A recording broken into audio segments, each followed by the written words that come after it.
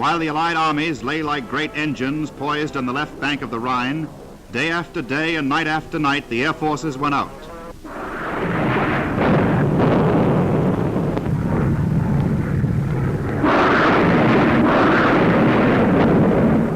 Rocket-firing Typhoons attacked German marshalling yards, command posts, rolling stock, and troop dispositions.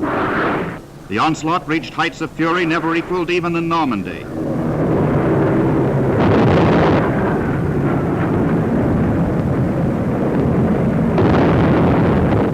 The Hawk was taken out of the German transport. After them, the bombers, terrifying in their numbers, delivering blows greater than any Germany had ever felt before.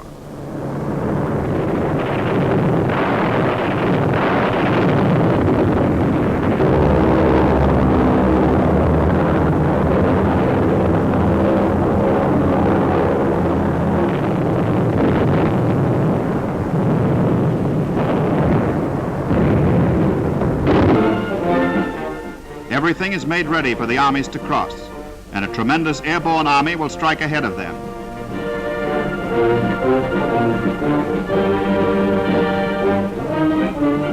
Into their gliders they load jeeps and guns, field pieces and munitions, whole regiments of equipment, for the airborne army may have to be self-sufficient for days until it is relieved.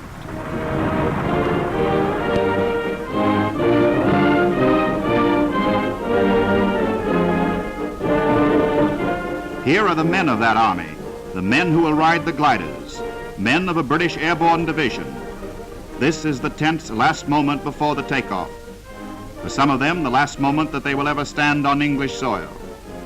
In this war, men have learned many things, and not the least of which is a kind of cold-blooded courage fit for exploits such as this.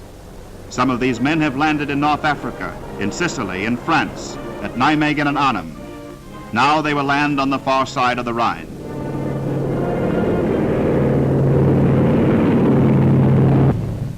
They are on their way.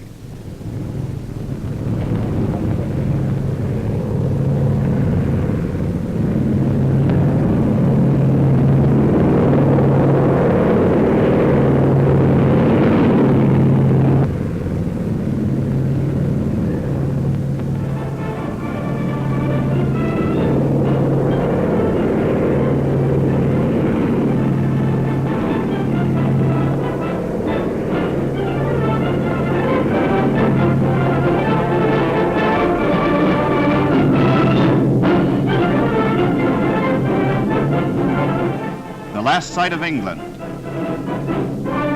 the first sight of France.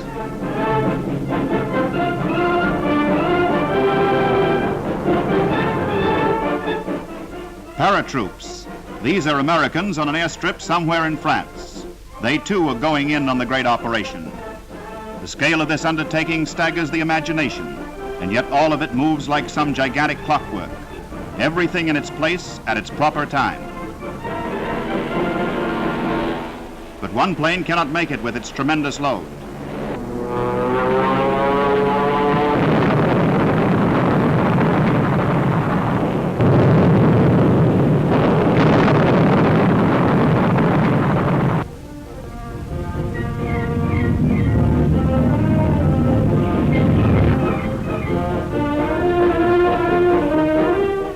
But the rest go on, the gap is filled. They fly through the smoke of the still burning wreck. Over and over again, the planes go out.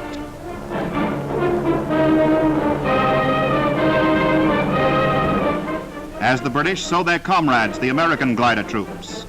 Opposite Sainton and Wesel, the British will take the north and center, the Americans the southern flank.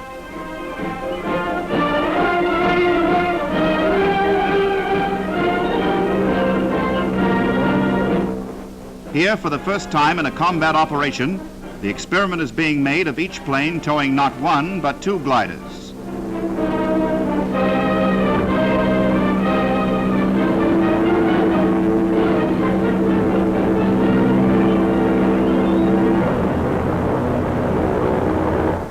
One high, one low, to avoid the risk of crashes in midair.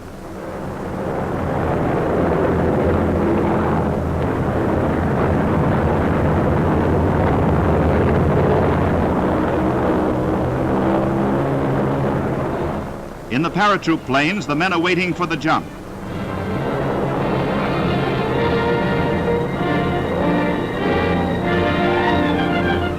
Here too an innovation. The men will go out both sides of the plane at once, and so land in tremendous force in just half the time it formerly took.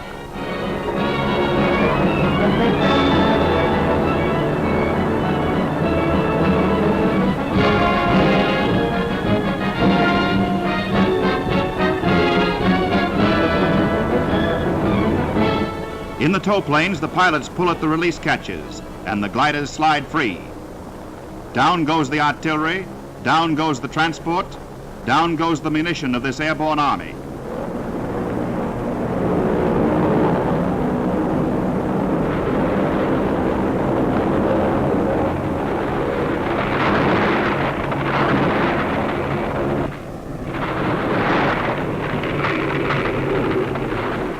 They are on the ground. They are beyond the Rhine. With one terrific blow, they have begun the last great battle in the West.